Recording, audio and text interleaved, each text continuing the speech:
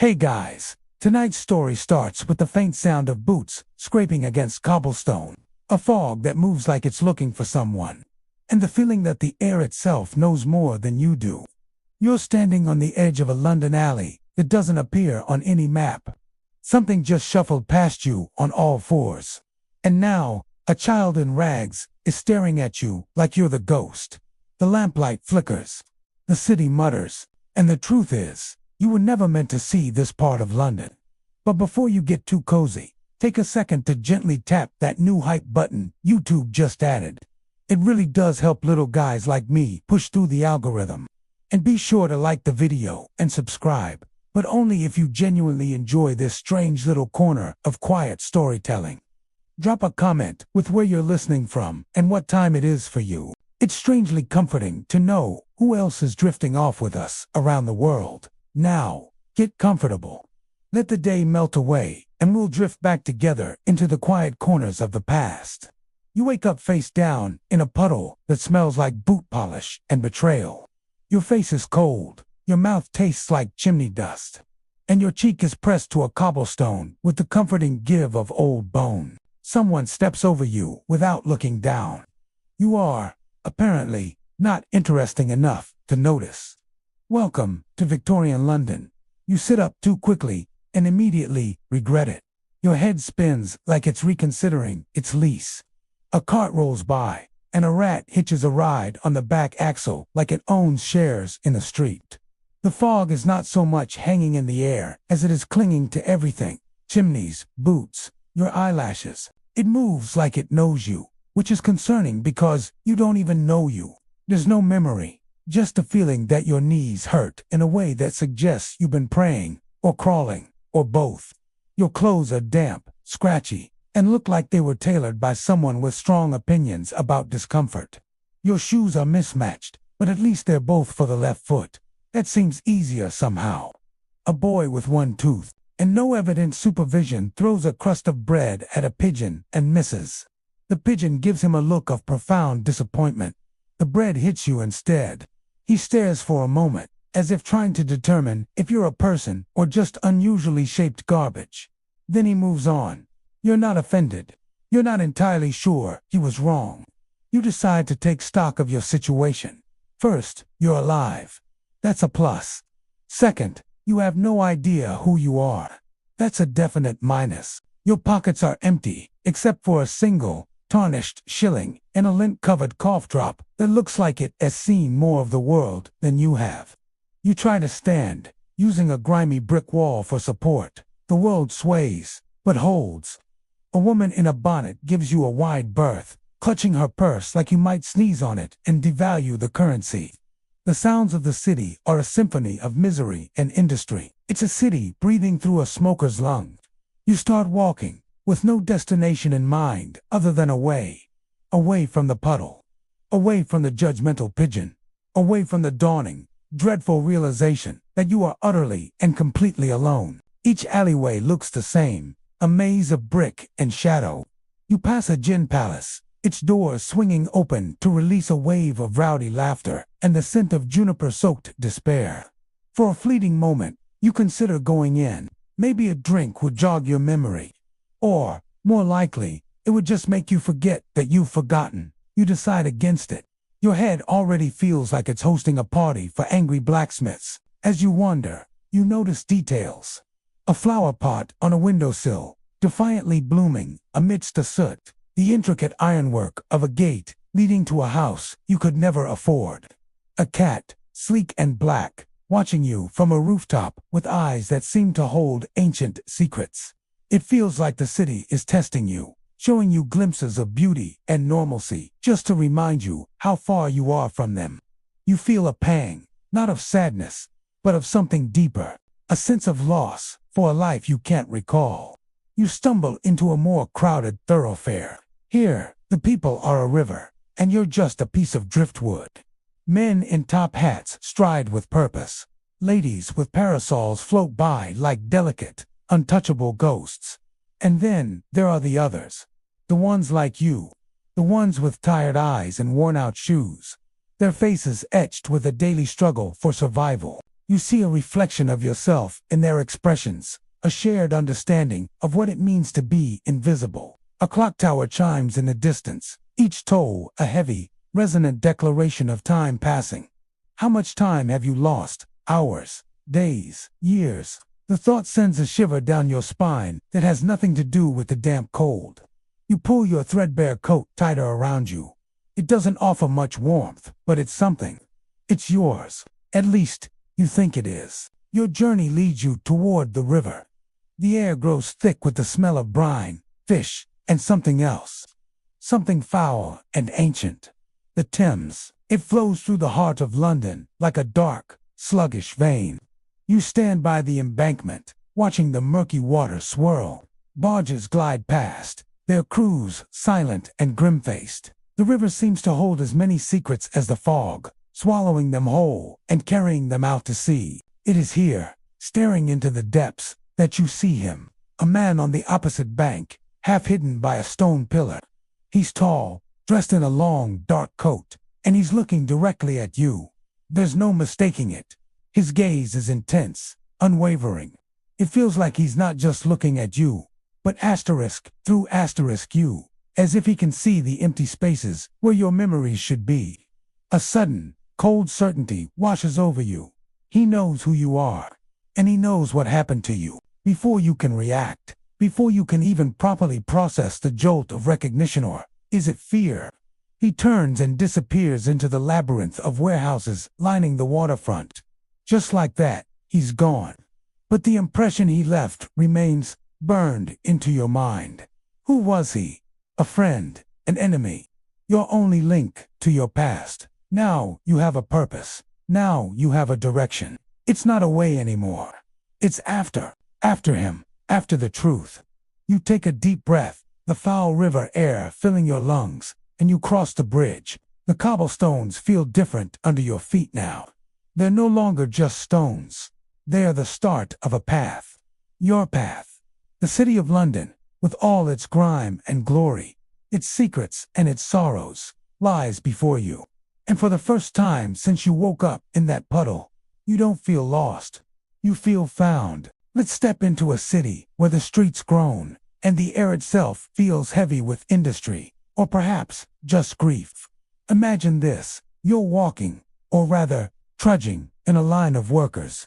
Everyone is heading toward a colossal smokestack that belches soot into the sky. The faces around you are streaked with grime, but their eyes hold something heavier, a weariness that goes bone deep. A man nearby is seized by a coughing fit, so violent his hat tumbles to the ground. He doesn't even bother to pick it up.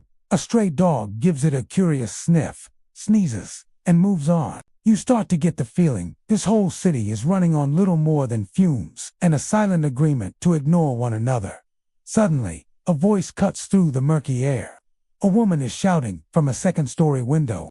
Something about pigs and trousers. You can't quite tell if she's listing separate complaints or describing one truly bizarre scandal. Down on the street, the sounds of childhood are just as strange. A kid with a wooden spoon chases another who has no spoon and a look of pure terror. You hear laughter, but it's hard to tell if it's joyful or malicious.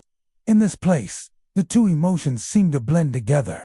You try to stand up straight, to find your bearings, but your own leg seems to betray you. You reach out, grabbing onto a nearby lamppost for support. It flickers erratically, as if it's still deciding whether it wants to be a source of light or just another piece of urban decay. As you steady yourself and take a look around, the absence of normal things is what strikes you most. There are no signs, no clocks, no comforting smell of coffee or soap. There's nothing to suggest civilization in the way we usually think of it.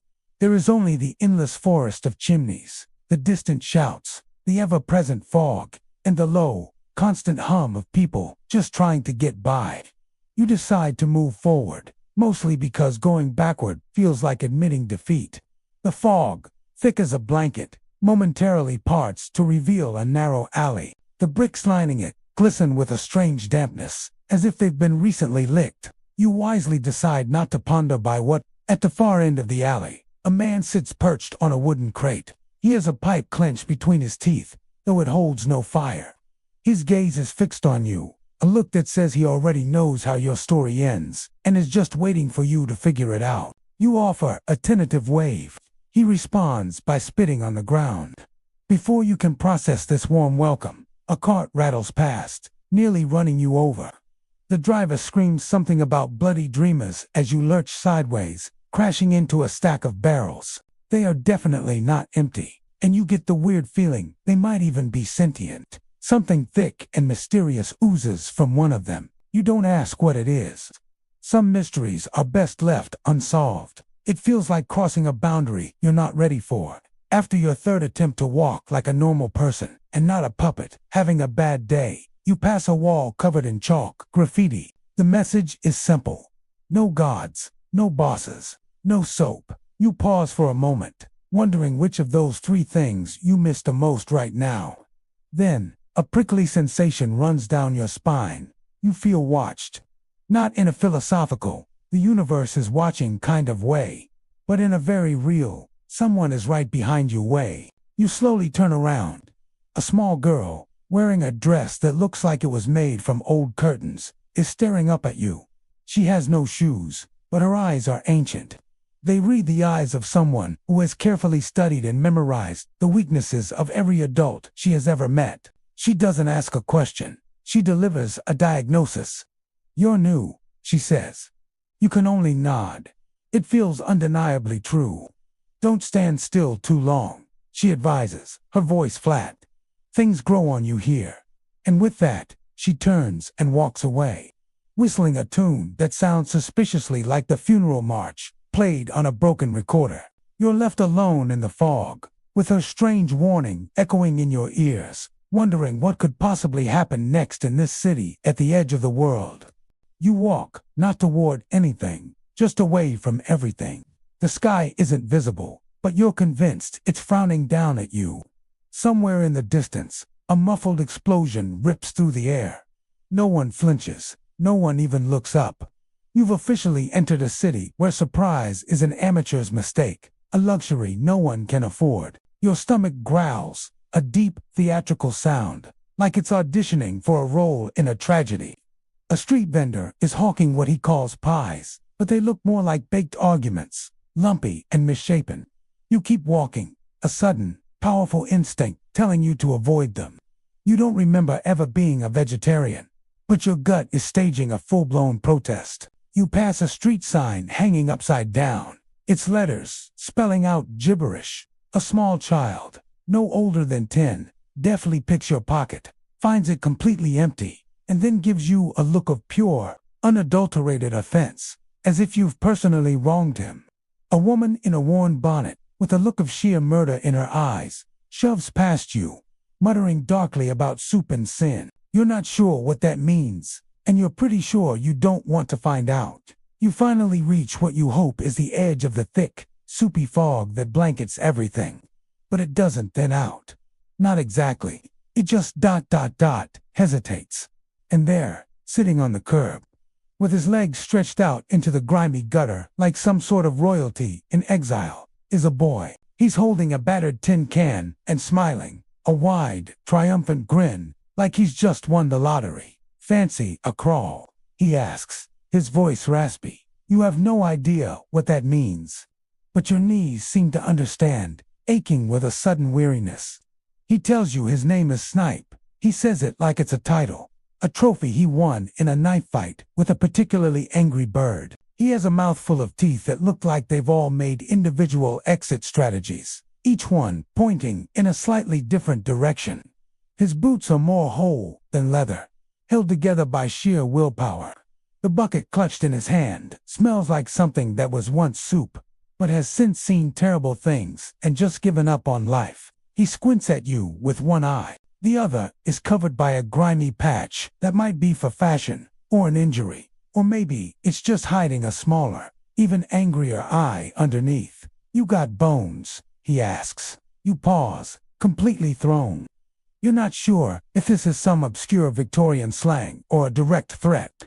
Mechanically, you check your pockets. All you find is a bit of lint, a loose button, and a crumb that might have once been bread, or perhaps an especially determined beetle. You shake your head, feeling a bit foolish. He just grins, revealing a startling collection of molars that clearly didn't all come from the same original owner. Not them bones, he says, with a dry chuckle. The clinky kind. Coin bones. Street bones. He taps his own chest with a grubby finger. The sort that makes soup less ... imaginary. You apologize for your distinct lack of bone wealth. He just shrugs, as if he expected nothing less from you, and hands you a tin can with a dent in it, the size of yesterday's biggest mistake. You look pitiful, he says, but his tone is surprisingly cheerful. Around here, that's currency. The can is warm and a little sticky. It smells faintly of onions and despair. You turn it over in your hands, trying to find a side that looks less likely to give you tetanus. Snipe is already on his feet, moving with a wiry energy, his bucket swinging at his side like it has its own strong opinions. You have nowhere else to go, and for some reason, you don't want to be alone. So, you follow. Imagine this. The street you're on is more puddle than path, and those puddles, they're more like soup than water. As you walk, you have to carefully step over something unidentifiable. It could be a lost hat, or maybe a very, very quiet rat. Leading the way is a character named Snipe. He's whistling a tuneless melody, a soundtrack to the city's chaos. Every now and then, he'll randomly shout things into the air, like, "Oi," or "put that goat down," without a shred of context, leaving you to wonder about the unseen dramas of the city. He finally comes to a stop by a lamppost, one that leans slightly to the left, as if it's given up on standing straight for a city that does unseem to care. With a loud, resonating clunk, he plants a bucket on the ground and then plops down beside it. Following his lead, I sit down too, trying to copy his posture. It's a specific kind of slump, one leg bent, the other stretched out, all wrapped in a general air of defeat that he wears like a comfortable old scarf. "Right," he says, breaking the silence and pointing a finger at the bustling, indifferent street. "Now, look sad." So, I try my best. I scrunch up my face, attempting to channel some inner melancholy. He just stares at me, completely unimpressed. No, he scoffs. "That's just your average, garden variety glum. I need tragic orphan. Think Droopy. Think Dickens. But right after someone kicked his puppy. Okay, take two. This time, I really go for it. I conjure a face that I hope says, I've never known a moment of joy. A face that says, I once watched my very last crust of bread float away down a sewer grate." He watches me, and a slow nod of satisfaction spreads across his face. "Much better," he confirms. "Now, take this can and shake it gently, like it's got dignity." I take the small metal can and give it a little shake. The sound it makes is hollow and tinny, like embarrassment given a metallic form. I hold it out, but absolutely no one looks at me. A woman walks by, a cabbage tucked under one arm and a whole lot of judgment under the other. She glares in my general direction, her disapproval a tangible force. In response, Snipe flashes her a huge, audacious grin, the kind you'd give if you'd just proposed marriage. She just clutches her cabbage tighter and walks away even faster. Next, an old man shuffles past. I jingle the can again, a little louder this time. He stops, spits on the pavement dangerously close to my shoe, and mumbles something about youth these days. It's an interesting comment. Inaccurate on several levels, but it's a reaction. Snipe gives my elbow a gentle nudge. "That's good," he whispers, a hint of pride in his voice. "If they're angry, it means they noticed you. That's step one. The first victory is just being seen." Then, I stop my own attempts and just watch him. I realize Snipe doesn't just beg. He performs. His corner of the street becomes a stage. 1 minute, he's limping dramatically, as if his leg is about to detach and make a run for it. The next, he's doing a sort of seated breakdance, but only with his eyebrows, a feat of muscular control that is as bizarre as it is captivating. He doesn't just ask for money. He offers stories in return. He launches into a wild, fantastical tale about a whale that somehow swam up the Thames and, against all odds, taught him how to read. He tells it with such conviction, such passion, that you almost believe it. A small child, mesmerized, walks up and gives him half of a bread roll. A moment later, a woman in a hurry tosses a coin into his bucket without breaking her stride. He pockets both the bread and the coin with a quiet, practiced grace. It's the grace of a man who understands that in this world, miracles often arrive crust first. What Snipe is doing is more than just surviving. It's an art form. It's the art of capturing a stranger's attention for just a single, fleeting moment in a world designed to keep us all moving. He's a storyteller, a comedian, a magician, turning apathy into a reaction, any reaction. He knows that the first step to connection is simply to be noticed. He's not just asking for change. He's asking to be seen. He's a reminder that even in the grimiest corners of the world, there's a performance waiting to happen, a story waiting to be told, and a strange, resilient kind of dignity. It makes you think, doesn't it? How often do we walk past the Snipes of the world, lost in our own thoughts, our own destinations? His lesson is a powerful one. Everyone has a story, and sometimes all it takes is a moment to stop and listen, or in his case, to watch the eyebrow dance. It's a masterclass in human connection, taught on a dirty pavement next to a leaning lamppost. We're stepping back in time, into the heart of the East End, where the fog isn't just weather, it's a character, a living, breathing entity. This isn't the London of grand palaces and pristine parks. This is the London of grit, of survival, and of stories whispered in alleys that smell of coal smoke and secrets. The fog here doesn't roll in gently. No, it coils around you, thick and strange, like a damp wool scarf someone's been crying into for years. It clings to your sleeves, your eyelashes, and eventually, your lungs, until each breath feels like you're borrowing something that has to be returned, with interest. The buildings themselves seem to lean in too close, as if they're sharing a gossip about you that you haven't even heard yet. Their windows blink with condensation, and something else, something you can't quite put your finger on.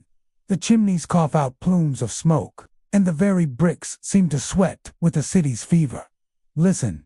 Somewhere nearby, a door slams without warning or reason. It's followed by a muffled shout, and a thud that could be a heavy pan, or maybe a person hitting the ground. But no one runs to check. Here, noise is a language of its own, and most people choose not to be fluent. It's safer that way. Now, follow me. We turn down an alley that feels narrower than it should be, the walls weeping with a constant dampness. Look at this. There's moss growing in places moss shouldn't even know about.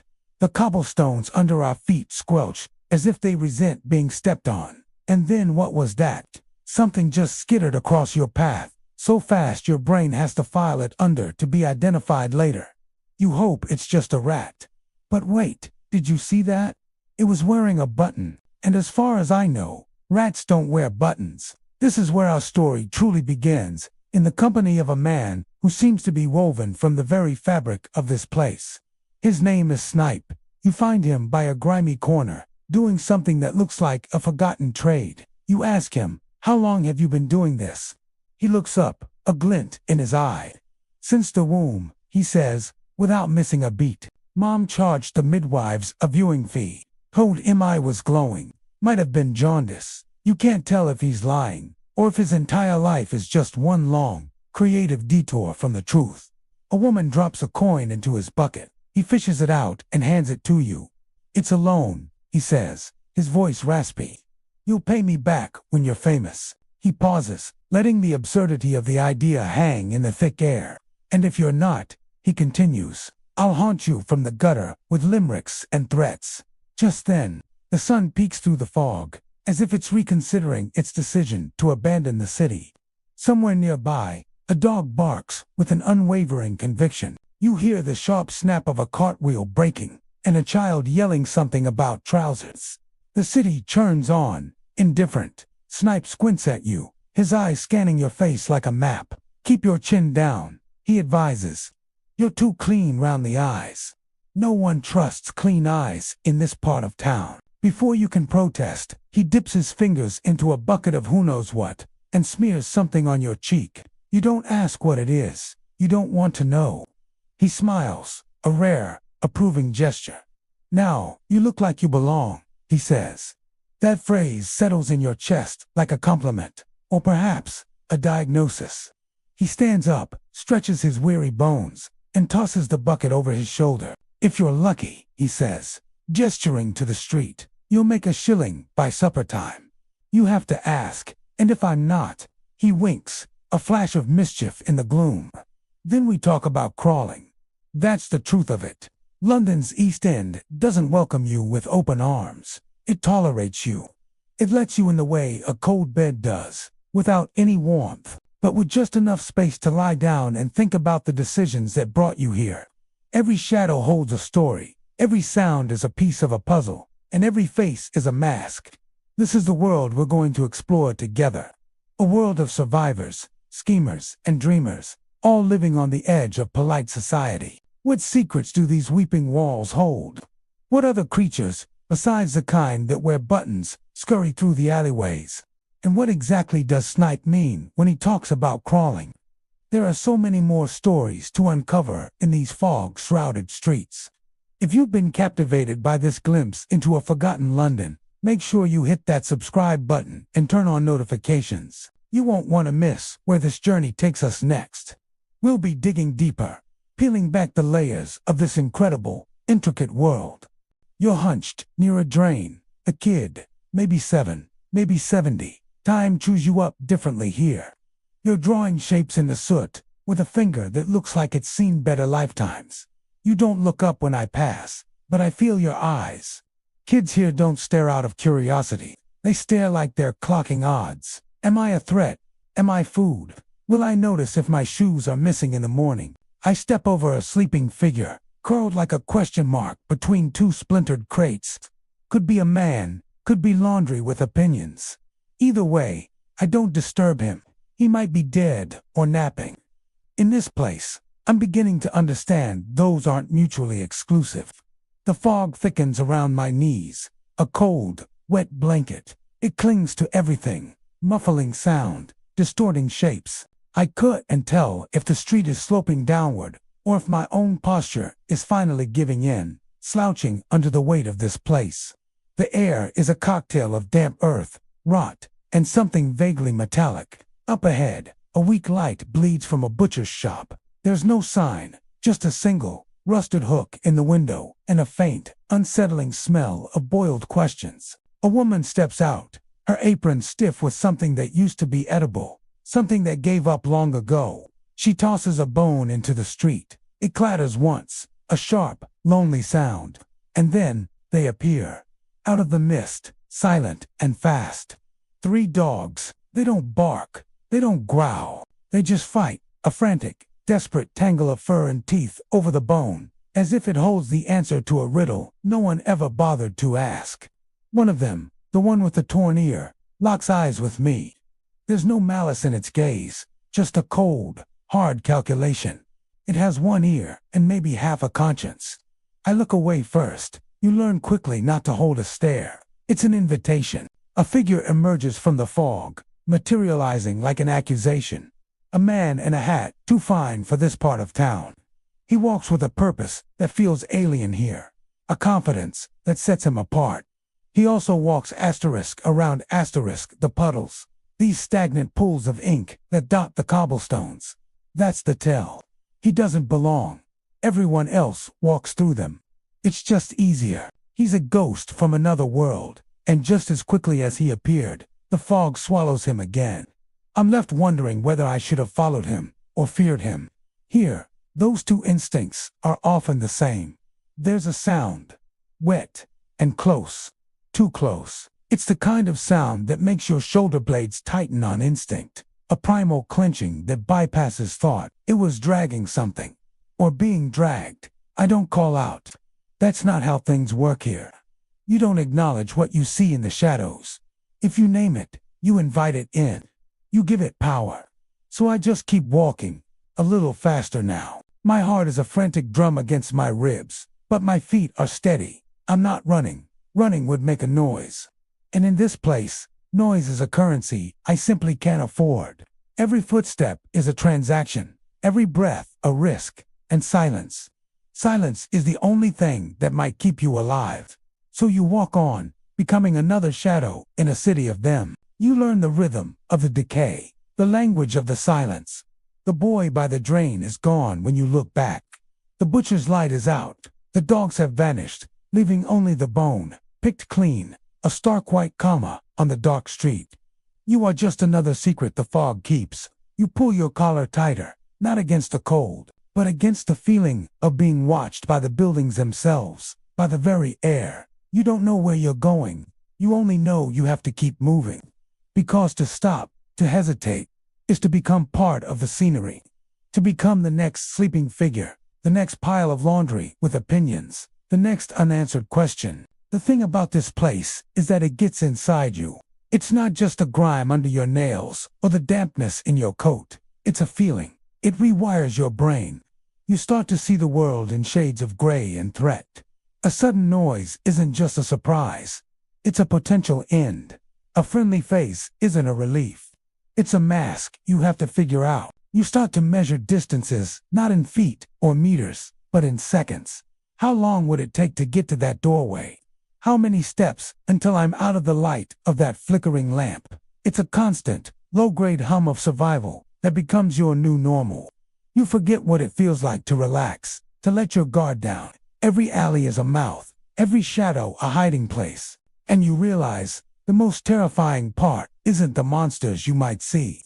It's the monster you might become just to survive. You see the coldness in the dog's eyes, and you recognize a piece of it growing in your own. You understand the silence of the boy by the drain, because you're learning to be just as invisible, just as watchful. The city doesn't just surround you, it absorbs you. It teaches you its rules, by showing you the consequences for those who break them. And the first rule, the most important one, is to pretend you see nothing, hear nothing, know nothing.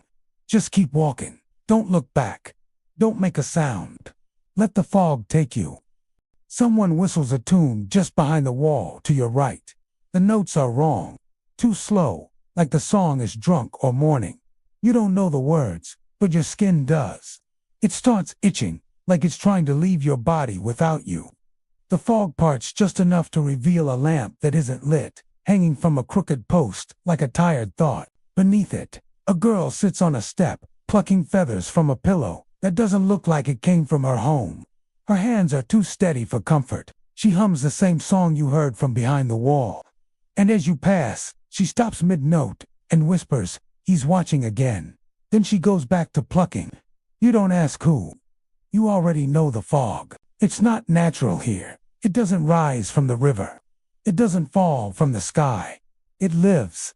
It waits. It wraps around ankles, seeps into ear canals, and whispers in voices that don't belong to mouths. You try to turn left and find the street you came from. It no longer exists. Or maybe it does, but not for you. That happens sometimes. Directions are polite suggestions in this part of town. The alley you find leads you between two buildings that smell of vinegar and broken promises. A window opens above you and tips out something warm and awful. You dodge, barely. It steams beside your foot. You hear it again, the dragging, closer now. But when you spin around, the alley is empty. Not even fog there. Just stillness, as if the city is holding its breath. A door creaks open behind you. A hand appears, wrinkled and stained, with something that probably once had a name. An old woman peers out, one eye too big, the other not big enough. "You walking?" she asks. You nod. She snorts. Then you ain't seen it yet. Then she slams the door, and the fog returns like it's exhaling. You meet her near the tannery, though to say you meet her is generous. It's more accurate to say she appears mid-conversation, like you're the one who interrupted. One moment you're wondering whether the smell is coming from the tannery or your own coat, and the next she's there, perched on a stack of crates like a gremlin with good posture. They call her Duchess. No one can say why. Possibly irony, possibly fear, or possibly because she once bit a man for calling her ma'am. She wears a curtain like a shawl, a curtain that's seen things and doesn't want to talk about them. Her feet are bare and blackened, though whether from grime, frostbite, or sheer defiance, you can't tell. She eyes you with the squint of someone who survived things that would kill gods. Lost, she rasps, her voice like gravel and secrets. You manage a nod, your throat tight. She grins, a terrifying display of missing teeth. Everyone's lost. The fog eats the paths. It likes the flavor of intention. She points a bony finger towards the tannery. You're looking for the way out. There isn't one. There are only ways through. She hops down from the crates with a nimbleness that defies her appearance. The fog isn't just weather. See, it's a collector. It collects sounds, smells, memories. Sometimes it gets greedy and collects people. She cackles, a dry, rattling sound. You gave it a song. It gave you a guide. Fair trade, I suppose. She starts walking, not looking back to see if you're following. You are. What choice do you have? The air grows thicker, the smell from the tannery mixing with something else, something metallic and sweet. The girl with the pillow, you finally manage to say. Duchess doesn't turn. Ah, Lily, she's counting. The fog took her brother. She thinks if she plucks enough feathers, she can make him a new pair of wings so he can fly out of the mists. A child's hope. The fog likes those too. They're like candy to it. Her words are chillingly casual, as if she's discussing the price of bread. You pass a row of houses, their windows dark and empty like vacant eyes. From one, you hear a faint scratching. Don't look, Duchess warns. Some folks try to bargain with it. They leave gifts on their windowsill, scraps of food, shiny trinkets, memories they've written on paper. But the fog is never satisfied. It always wants more. You walk for what feels like hours. The landscape shifts in subtle, impossible ways. A statue you passed earlier is now on the other side of the street, its stone face contorted into a scream. The crooked lamppost appears again, this time with 2 lamps instead of 1. The fog seems to pulse around you, a living, breathing entity. So, what does it want from me? You ask, your voice barely a whisper. Duchess stops and finally turns to face you. Her eyes, for the first time, seem to hold something other than mockery. Pity, perhaps. It wants what it always wants. A story. A new sound for its collection. A new fear to taste. You walked into its territory, whistling a tune it didn't know. You made yourself interesting. She gestures to a narrow gap between 2 leaning buildings. A space so dark, it seems to absorb the light. That's a way through. Not out, mind you, but through it. Will take you somewhere else. Somewhere new. The fog might not follow. Or it might be waiting. She shrugs, 50-50 best odds you'll get in this town. You stare into the oppressive darkness. The thought of stepping into it is terrifying. But the thought of staying here, of becoming another collected memory, is worse. And you ask, what about you? The Duchess laughs, a long, mournful sound that seems to merge with the fog itself. Me, I made a deal a long time ago. I'm the librarian of this place. I sort the stories. I catalog the whispers. Her grin returns, sharp and unsettling. I'm the one who gets to listen. Now go, before it decides your story is best left unfinished. You take a deep breath that tastes of dust and decay, and step into the darkness. The whistling starts again, right behind you. But this time, the notes are perfect, she says, the word dripping with disdain, like an insult. You smell like questions. I open my mouth to respond, but before a single sound escapes, she spits a coin at my foot. It lands with a dull thud, the sound of a cough that lost its nerve halfway through. I stare down at it. It's real, no doubt about that. Bent, sure, coated in something I'd rather not identify. Absolutely. But it's real currency. Don't thank me, she rasps, her voice like gravel grinding on stone. It's cursed, but you'll spend it anyway. All of us do. I'm not sure if she means the coin, or something less tangible, something less ... spendable, like innocence, or maybe toenails. It's that kind of place. She snorts, a sound of pure contempt, and reaches into the depths of her coat. There are no pockets, just an endless landscape of folds and shadows. She produces another coin, flipping it between her gnarled fingers with the practiced skill of a magician. Or perhaps a pickpocket priest. They say the city's got two stomachs, she continues, her eyes fixed on something far beyond me, beyond this grimy alley. One for the ones that walk, and one for the ones that crawl. She pauses, letting the silence hang heavy in the air. Guess which one digests slower? I make my guess silently, in the privacy of my own terrified mind. She gives a short, sharp nod. It's not because I'm right, but because she was going to say her piece, regardless of my answer. It's her stage. I'm just the audience. You're in the second stomach now, she declares. Welcome. It's damp. It gurgles, and it doesn't let go. As if on cue, a man shuffles past, his body a collection of weary angles. He sneezes into a grimy rag and keeps walking, swallowed by the fog. The fog here is thick, but around the tannery, it's more of a paste. It clings to you. The air stings, almost like it's disappointed in your very existence. I try not to breathe too deeply, afraid of what might take root inside my lungs. The woman, I'll call her Duchess. She has that kind of fallen from grace. Air about her lights a pipe. The smoke that curls into the air smells like burnt hair and optimism gone sour. You want to survive, she says, stating it as a fact, not asking a question. You learn 3 things. First, don't drink puddle water unless you saw exactly where it came from. Second, don't trust anyone who still has both of their eyebrows. And third, she leans in, her voice dropping to a conspiratorial whisper. Never, ever take the shortcut behind the fishmonger's cart after midnight. I wait for the punchline. It doesn't come. It's not because of the fishmonger, she adds, her eyes glinting. It's because of what *ISN, single quotes to * the fishmonger. I blink, trying to process this unsolicited survival guide. She spits another coin, this one landing even closer to my boot. I finally find my voice. What's your name? I ask, then correct myself. You're a real one. She ignores me with a kind of practiced, regal grace. It's the kind of dismissal that suggests she once ignored royalty for a living. Her silence is louder than any insult she could have thrown. Just then, a scrawny cat, all bones and matted fur, wanders out of the mist.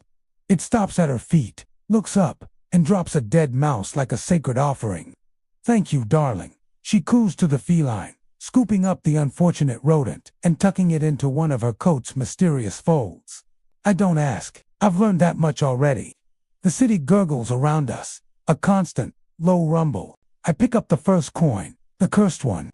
It's cold and grimy in my palm. Welcome to the second stomach. I have a feeling I'll be here for a while.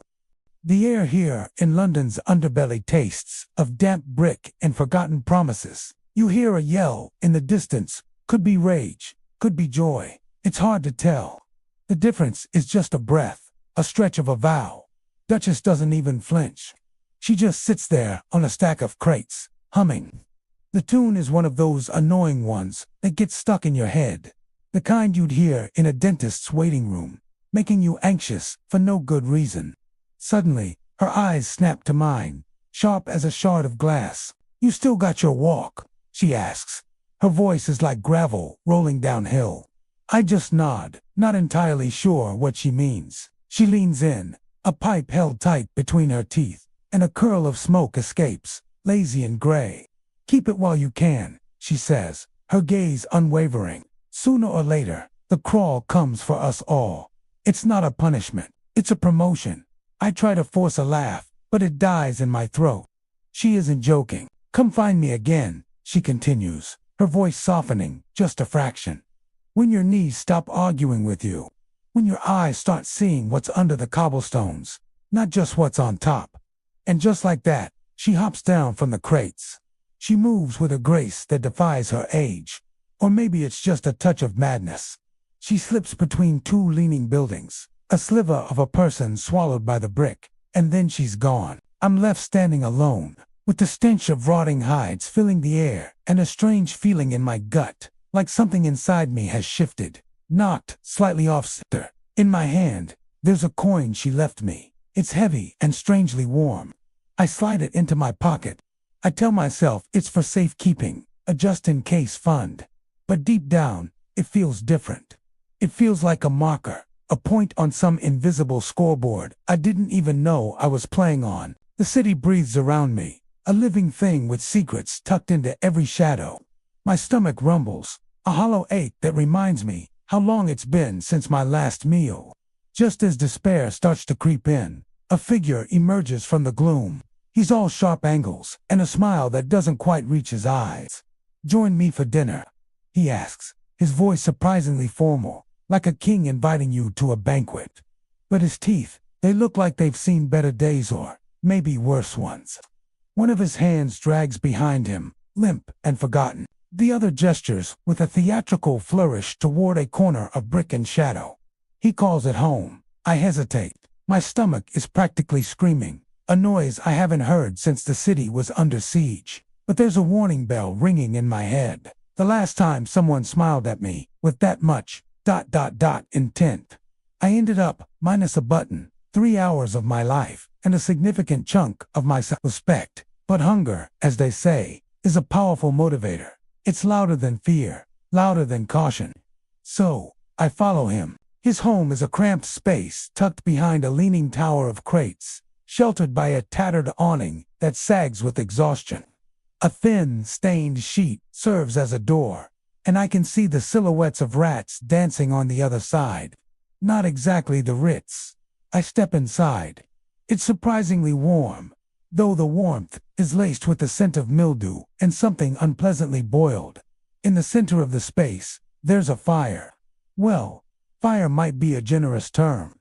It's more of a sad, smoldering ember glowing in an old tin can, but it gives off a weak light, making the shadows on the walls dance and twist like restless spirits. He gestures for me to sit on a pile of rags.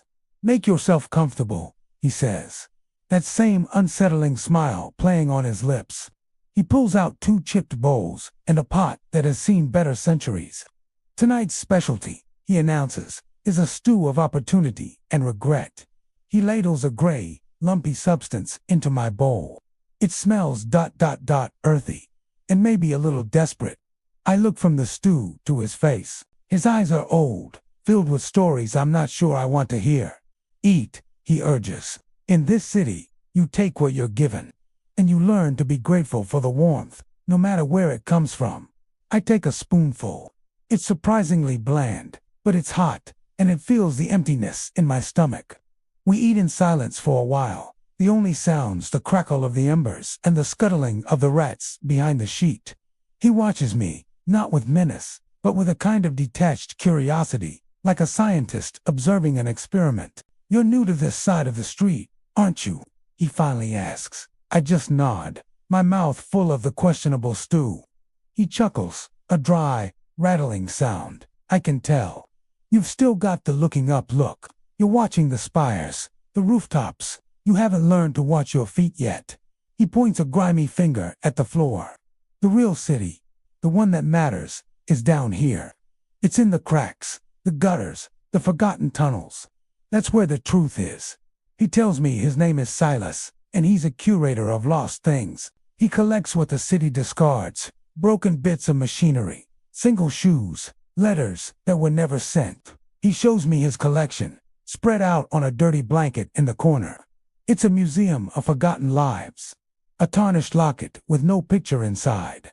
A child's spinning top, its paint faded and chipped. A single, elegant glove. Each item, he says, has a story. "People think value is in gold and jewels," he says, picking up a rusty key, "but the real value is in the stories. This key, it might have opened a door to a life you couldn't even imagine. Now, it opens nothing. It's just a memory of a door." He talks for hours, his voice a low murmur against the backdrop of the city's nightlife. He speaks of the river beneath the river, a hidden network of smugglers and storytellers who navigate the city's underbelly.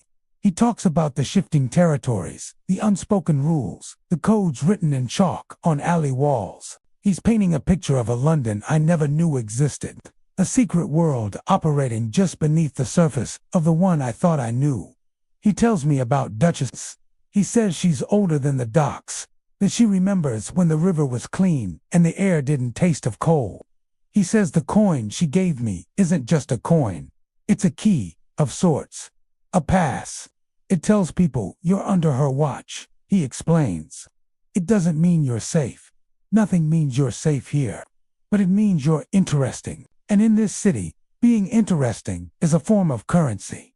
As the first hints of dawn start to lighten the sky, Silas packs away his stew pot. The city's waking up. He says, the day folk will be out soon, scurrying to their jobs, their eyes fixed on the pavement so they don't trip. They don't see a thing. He looks at me, and for the first time, his smile seems genuine. You've got a choice to make, friend. You can try to climb back up to their world, or you can learn to see in the dark. He pulls back the sheet door, and the gray morning light spills in, harsh and unforgiving. The magic of the night, the cozy warmth of his little den, evaporates. It's just a squalid corner again, filled with junk. I thank him for the meal. He just shrugs. Survival is a team sport, he says. Remember that. I step back out into the alley. The air is cold. The city feels different now. It's not just a collection of buildings and streets anymore. It's a puzzle, a maze, a living entity with a dark, beating heart. I walk away, the coin from Duchess heavy in my pocket. I can still taste Silas's stew on my tongue. I look at the cobblestones beneath my feet, really look at them for the first time.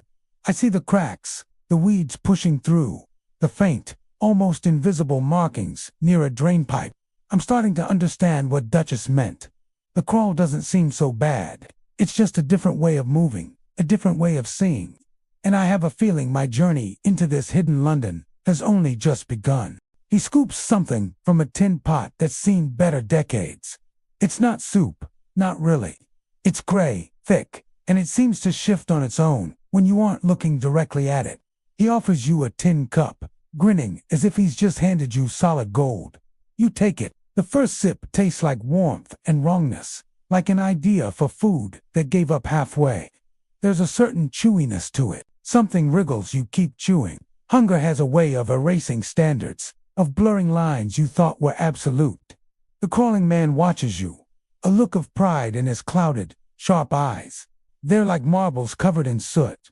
He settles back, his legs folding under him in ways that seem impossible, unnatural. His arms are long, unsettlingly so, and his fingers tap a silent, rhythmic tune against the grimy stone floor. You're new, he says. It's what everyone says, but coming from him, it sounds less like an observation and more like a diagnosis. You just nod. He nods back, a flicker of satisfaction on his face. You'll get used to it, he assures you. The smell, the constant ache in your bones, the fog that settles deep in your joints. You finally ask the question that's been burning in your mind. You ask about the crawlers. He doesn't answer right away. He just sips from his own cup, his expression a mixture of pleasure and old, deep-seated pain. After a long moment, he speaks, his voice low and smooth, like oiled rope being pulled through a pulley. People think crawling is the end, he begins. They think it's the ultimate fall from grace. But that's only because they've never been low enough to see the ground properly. Standing tall doesn't mean you're high up. It just means you have a lot further to fall. He gives a small, unnerving smile. You don't return it. He leans closer, his voice dropping to a conspiratorial whisper. We weren't always crawlers, you know. Some of us used to dance. Some of us had jobs, families. One of us, he gestures vaguely into the shadows, was a victor. Another one played the violin for the queen, or at least, that's what he claims. But this city, this city doesn't ask what you have. It just takes, it lowers you, slowly, inch by inch, day by day. Until one morning, your knees just, stop lifting, and you realize the cold, hard ground has been kinder to you than your own 2 feet ever were. You ask him if he ever misses it. Misses standing tall. He lets out a laugh. It's a harsh, rattling sound that bounces off the damp brick walls and makes the small fire sputter and dance. Miss it? Why would I miss it? Down here, I've got a roof, of sorts. I've got company. I've got stories. You've never heard a real tale until it's been told by someone with their face pressed to the stone, to the truth of it all. He points a long, bony finger at your hands. Yours are still clean, he observes. That'll change. You look down at them. They don't feel clean. They feel foreign, useless. He starts talking about the tunnels, the ones that run even deeper than these forgotten alleyways. The places below the sewers, where the crawlers go when they finally stop pretending the upper streets are their home. It's a place, he says, where names are shed like old skin and only sounds matter. The language of survival. He tells you about a girl who learned to communicate in a series of clicks and whistles, her voice long gone. He tells you about a man who carved entire poems into the tunnel walls with his own teeth, leaving his legacy etched in the darkness. And he tells you about a boy who simply disappeared, so completely and so thoroughly that eventually even the city itself forgot he ever existed. The crawler's stories paint a picture of a world beneath the world, a society built from the remnants of the one above.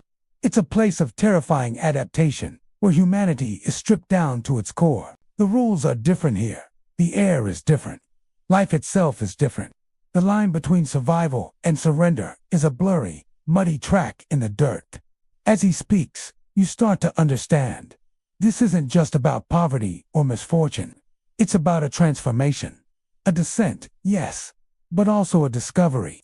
Finding a new way to exist when the old one is no longer possible. He's not just telling you stories about others. He's telling you about your own future. He's showing you the map of the world you've just entered. He falls silent again, lost in his own memories. The fire crackles, casting long, dancing shadows that make the alley seem alive. You look from his folded legs to your own, then back to the gray sludge in your cup. It doesn't taste so wrong anymore. It just tastes like tonight, and maybe tomorrow. You take another sip. It tastes like the beginning of a long, low journey. The latter feels like it's been rotting since the beginning of time. It's damp, slippery, and smells like the inside of a forgotten mouth. My fingers tremble as I lower myself down, one rung at a time. Of course, I drop the candle. It hits the floor, and the flame vanishes instantly, which, I have to admit, feels a little personal. Just as I'm thinking that, the last rung cracks, gives way completely, and I fall. I land knees first in a puddle that clings to me with an unnerving enthusiasm. When I finally manage to get to my feet, I realize something's wrong. My shoes, they're not with me. They've been swallowed by the muck. It's like they decided to stay behind, making their own plans. The cellar is vast. It stretches out in every direction, far larger than the building above should allow. It's a physical impossibility, and yet, here I am, standing in it. I start to walk, navigating by feel and pure guesswork. My hands slide along the walls, which are wet and seem to be pulsing. Just a slight, rhythmic thrum against my fingertips. I tell myself it's probably fine. Just the old building settling. Yeah, probably fine. Then, the rattling starts again. It's louder this time. Sharper. It's not coming from behind me anymore. It's coming from below. There's something under this floor, too. I crouch down, pressing my ear to the cold, damp stone. And that's when I hear it. A voice. No, not one voice. Several. A chorus of whispers, murmuring nonsense syllables that sound disturbingly like my own name, just rearranged. Scrambled. I instinctively take a step back, and the floor beneath me gives a little sigh, almost like it's disappointed in my retreat. Then, something breathes. It doesn't breathe air. It breathes space. The very air around me bends, becoming heavy and still. The stone under my bare feet begins to hum, vibrating like it's trying to remember a long-forgotten song. In the suffocating darkness ahead, I see something move. It has no shape, no form. It's just motion. A drag, a shift, a rattling sound that isn't metal. Not quite. It's something older, something more organic. I run, or at least, I think I'm running. My legs are working, churning through the thick, heavy air, but my direction feels optional, arbitrary. The cellar seems to be stretching, getting longer, or maybe wider, or possibly both at the same time. I can't tell if I'm going in circles, or if the room itself is spinning around me. The door I came through, if it was ever real at all, is no longer where I left it. Then, a laugh echoes through the space. It's high-pitched and dry, like the sound of paper being folded the wrong way. It comes from everywhere and nowhere at once, bouncing off walls that I can't even see. In a panic, I throw my hands out in front of me and slam into a wall that definitely wasn't there a second ago. I stumble sideways, hands still searching, and they find a door, a real, solid door. I don't hesitate. I shove it open with all my weight and spill back out into the dormitory. I'm wheezing, soaked to the bone, and missing a shoe. Everyone just stares. But no one asks what I saw. No one asks what happened down there.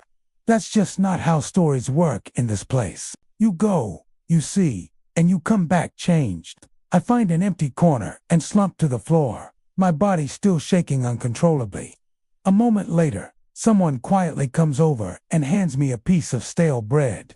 No words are exchanged, but the message is clear. Welcome back. The rattling doesn't stop. I know now it never does. But it's different. It's not just noise anymore. I can hear the rhythm in it, a pattern,